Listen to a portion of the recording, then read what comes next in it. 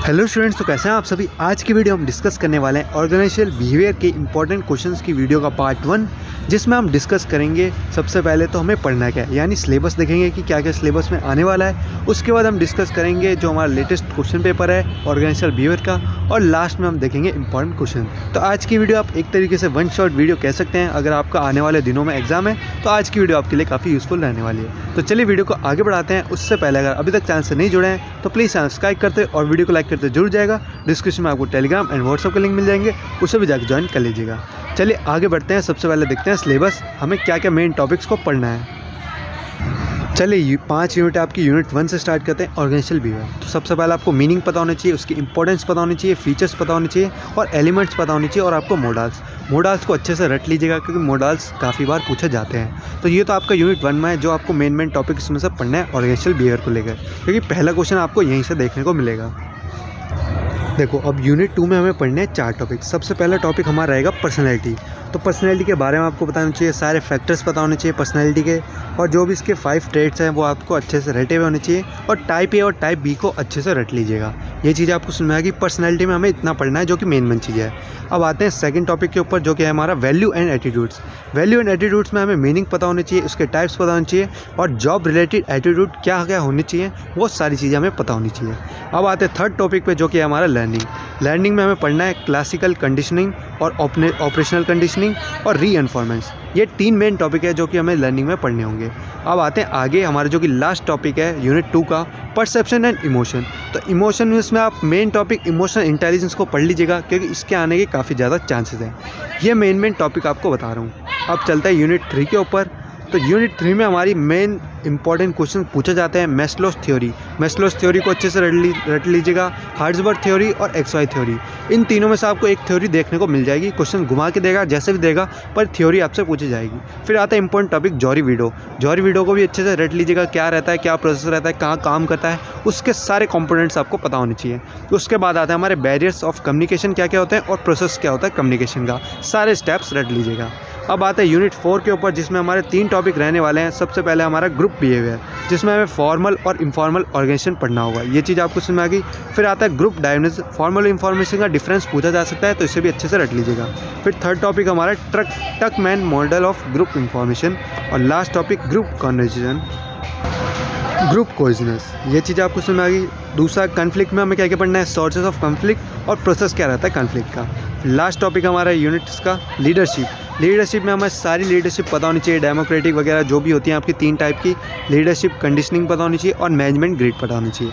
Types of leadership को अच्छे से तीनों को रट लीजिएगा, जो भी 3 है आपकी। एक जिसमें काम देते हैं वही करना होता है, दूसरी में एक दूसरे से म्यूचुअल अंडरस्टैंडिंग होती है, और तीसरी में फ्रीली होता है, वो देख लीजिएगा, जो भी आप समझ लीजिएगा यूट्यूब पर। अब आते हैं कि आपको पढ़ना किससे है। आप द्विवेदी गाइडेंस यूट्यूब पर सर्च कर लीजिएगा, उससे आप पढ़ सकते हैं। अच्छा समझा रखा है, हमने भी देखा था, तो आप उससे पढ़ सकते हैं। ये चीज़ आपको समझ में आ गई।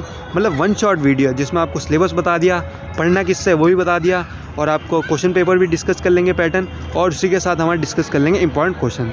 इसमें आपको आज की वीडियो में लास्ट तक देख लेते हो तो आप पासिंग मार्क्स तो आप आराम से उड़ा ले जाओगे, कोई दिक्कत की बात नहीं है। 5th क्वेश्चन पे आते हैं, वो यूनिट 5 पे आते हैं, ऑर्गेनाइजेशनल क्लाइमेट पढ़ लेगा अच्छे से। Major to improve organisational climate क्या क्या होते हैं, ऑर्गेनाइजेशन चेंज का प्रोसेस क्या होता है, कैटेगरीज क्या रहेंगी ऑफ स्ट्रेस की, और हाउ कैन स्ट्रेस प्रिवेंटेड। ये सारी चीज़ें यहाँ पे हमारा खत्म होता है सिलेबस ऑर्गेनाइजेशनल बिहेवियर का 5 यूनिट के साथ। अब थोड़ा सा देख लेते हैं पेपर पैटर्न, उसके बाद चलते हैं इंपॉर्टेंट क्वेश्चन की तरफ। पेपर पैटर्न में भी आपके इंपॉर्टेंट क्वेश्चन ही होंगे, उन्हें भी अच्छे से देख लीजिएगा। तो ये रहा हमारा ऑर्गेनाइजेशनल बिहेवियर का लेटेस्ट पेपर, जो कि 75 मार्क्स का आएगा 5th सेम के लिए।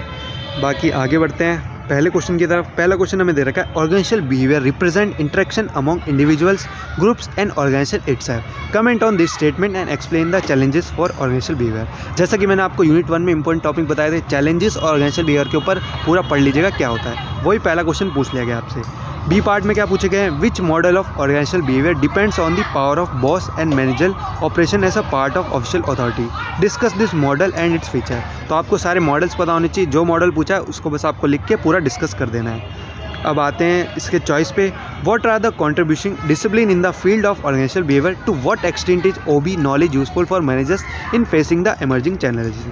B part, which model improves employer relation by providing economic security, elaborate this model and its main feature by giving example। तो सारे आपके जितने भी मॉडल्स हैं उन्हें अच्छे से रट लीजिएगा। बाकी कोई होता तो ये क्वेश्चन करता है, इसका फर्स्ट का ए पार्ट आसान है और इसका ये बी पार्ट आसान है, पर हमें करना पड़ेगा एक ही क्वेश्चन के ए और बी पार्ट, तो इसके कर लीजिएगा अगर क्वेश्चन आता है तो इस टाइप का।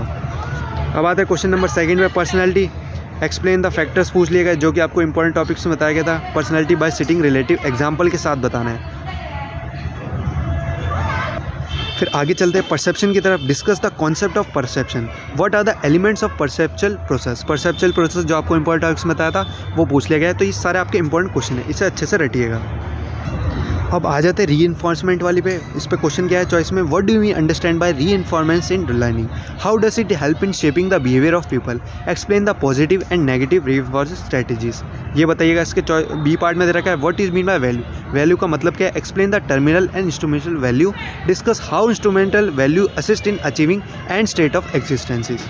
अब आते हैं क्वेश्चन नंबर 3 पे जो कि आपको थ्योरी गई थी, MC ग्रेगर थ्योरी इनसे पूछ ली गई है, तो इसे देख सकते हैं हेक्स एंड वाई, तो ये भी आपसे पूछे जा सकती है, रट लीजिएगा जो भी मैंने आपको थ्योरीज बताई हैं इंपॉर्टेंट टॉपिक्स में।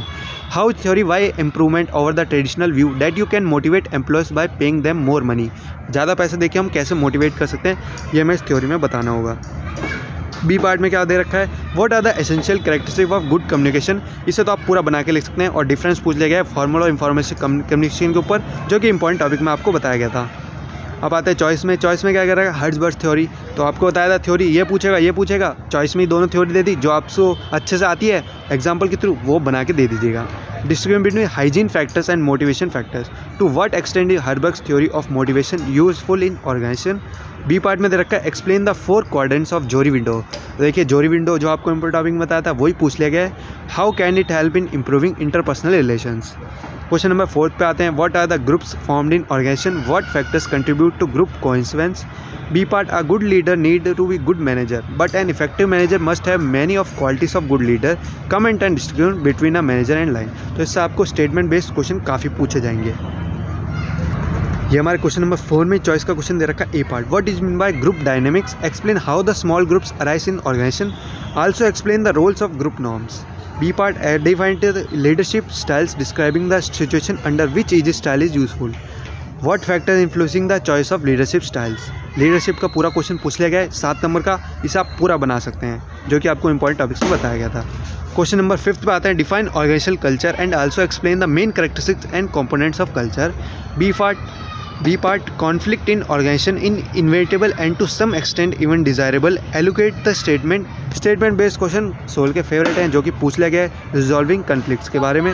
अब आते हैं हमारा एक टाइप का केस स्टडी का क्वेश्चन जिसमें हमें पूरी केस स्टडी पढ़नी पड़ेगी, आप देख लीजिएगा, मैं धीरे धीरे स्क्रॉल कर देता हूँ। इस टाइप के केस स्टडी का क्वेश्चन गारंटीड आपको एक ना एक देखने को मिलेगा, जिसमें से आपको कोई थ्योरी या फिर कोई आपको लीडरशिप पूछ लेंगे, इसमें क्या लगेगा ये देख सकते हैं यहाँ तक पूरा, एक बार इसे ट्राई करके जरूर देखिएगा। बाकी मैं क्वेश्चन दिखाता हूँ। एनालाइज कीजिए Starbucks significant changes in the organisational culture of Starbucks corporation. Second, comment on the anti description policy of the Starbucks that saves its organisational culture. Third part, तो आपको पूरे सारे टॉपिक्स पता होने चाहिए तभी आप इसको केस स्टडी को निकाल सकते हैं। What kind of coffee culture has been developed by Starbucks to attract the customer, what have been done by Starbucks president to encourage the employees, discuss. ये हो गया हमारा केस स्टडी का क्वेश्चन। अब चलते हैं थोड़े इंपॉर्टेंट क्वेश्चंस की तरफ। कुछ 10 इंपॉर्टेंट क्वेश्चन होंगे, इन्हें अच्छे से कर लीजिएगा, जो अभी आपको पेपर बताया उन्हें भी अच्छे से रट लीजिएगा, आपको पास होने से कोई नहीं रोक सकता। बाकी मैंने चैनल बता दिया, द्विवेदी गाइडेंस पर चाहिएगा, ऑर्गेनाइजेशनल बिहेवियर की प्लेलिस्ट लिखिएगा, आपको मिल जाएगी। पहला question, define the term organisational behaviour, discuss the contribution of other disciplines to the field of organisational behaviour, managers for various challenges in managing human behaviour in an organisation. Comment कीजिए statement पे, statement based question favourite है। Explain the classical theory and new classical of organisational behaviour और model of organisational behaviour suitable to all organisation, do you agree, इसके बारे में बताना है आपको। फिर क्वेश्चन नंबर 3 पे आते हैं, पर्सनैलिटी के ऊपर पूछ लिया गया है, बताना है different personality states which affect behaviour of people in organisation. B part, classing condition theory of learning, connect stimulus with response while operant conditioning, connect response with stimulus. Explain कीजिए स्टेटमेंट को डिटेल्स में। Motivation के ऊपर question पूछ लिया गया है, ये केनेथ थॉमस थ्योरी, इसे भी पढ़ लीजिएगा, ये अलग सी छोटी सी थ्योरी है जो अलग से छुपा के दे रखी होगी आपकी बुक में, इसे पढ़ के जरूर जाइएगा, पिछली बार पूछे गए इंटरेस्टिंग और एक्सट्रीम मोटिवेशन क्या होता है। फिर Adam security theory, Kenneth Thomas theory, ये 2 थ्योरी मैंने आपको बता दी। Concept of communication, what is group cohesiveness, जो भी अभी बताया था। लीडरशिप के बारे में, लीडरशिप का ऐसा क्वेश्चन आ सकता है जो कि स्टेटमेंट बेस्ड होगा। डिस्कस कीजिए मीनिंग और characteristics of group norms, explain reason for the formation of group. Short note आ सकता है autocratic model of organisational behaviour पर, परसेप्शनल एरर्स, ऑर्गेनाइजेशनल कल्चर और कॉन्सिक्वेंस ऑफ स्ट्रेस।